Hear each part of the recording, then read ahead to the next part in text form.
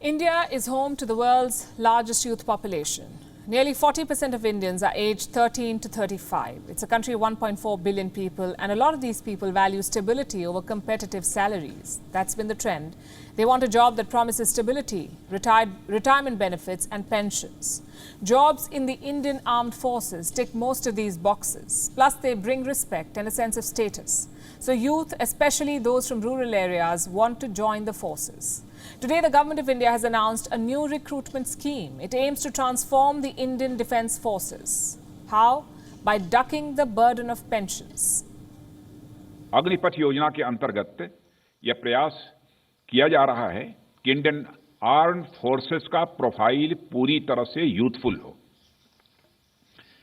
Youthful profile से यह फायदा भी होगा कि उन्हें नई नई टेक्नोलॉजी के लिए आसानी से ट्रेन किया जा सकेगा और उनकी हेल्थ और फिटनेस का लेवल भी काफी बेहतर होगा।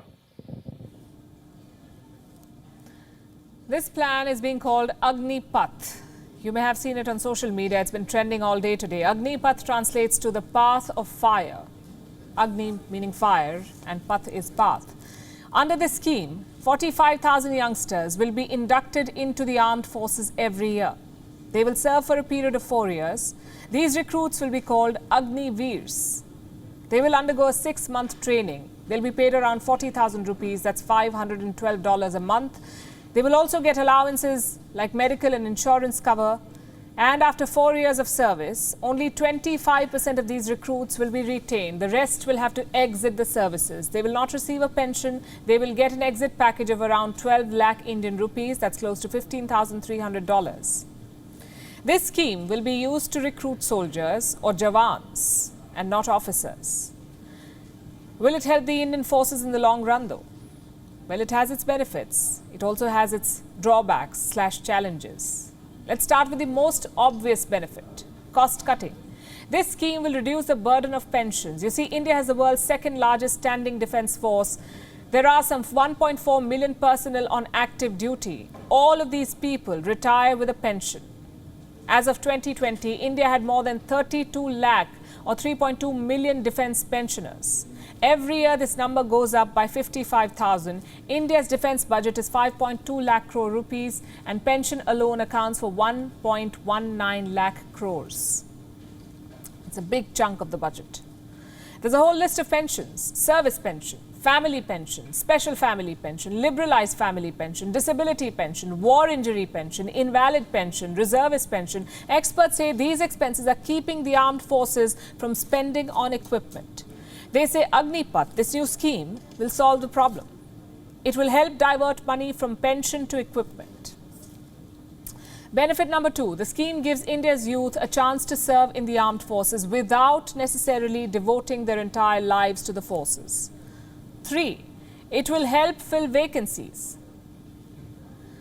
The armed forces currently need 200,000 people, that's 2 lakh people, 2 lakh vacancies. The government says the first batch of Agniveers will be ready by mid-2023. Sounds like a good plan. But will it work? Will young Indians apply for it? The scheme targets Indians aged 17.5 to 21 years. That's when they're fresh out of school or college. Will they take up a job that they'll have to give up after 4 years? Like I said, a lot of Indians join the forces because of job security. Of course, there's patriotism too, but that does not pay for bills upon retirement. So what will they do after 4 years of service? The government says, and I'm quoting, post this stint of 4 years, the Agniveers will be infused into the civil society where they can contribute immensely towards the nation-building process. The skills gained by each Agniveer will be recognized in a certificate to form part of his unique resume. So there's promise of a certificate, but not very much about its applicability.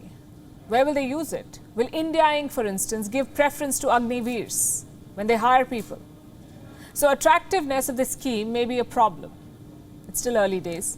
Performance could be another.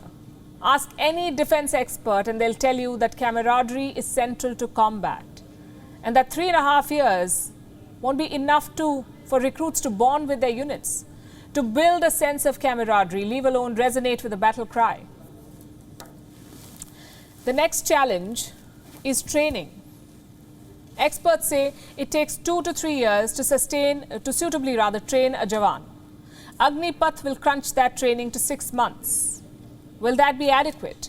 Defense analysts point at Ukraine. They say Russian conscripts have performed disastrously in this war. Well, India cannot afford this, given the threats from Pakistan and China. Some officers have also flagged that Agnipath may become an adventure camp for people looking for some thrill or temporary employment.